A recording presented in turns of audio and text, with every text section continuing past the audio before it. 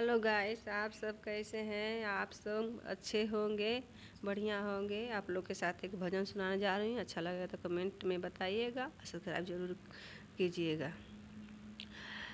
भरत पूछ के कई से कहाँ गईल राम हो। भरत पूछ के कई से कहाँ गईल राम हो। भरत पूछ के कई से जे हमारे राम के खोज के ले अइहाँ राम।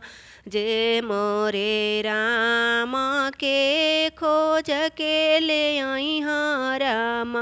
उनहु के देबोय जोध के राज हो। भरत पूछ के कई से कहाँ गईल राम हो। भरत पूछ के कई से देखे के देखनी चित्रकूट के गलिया राम।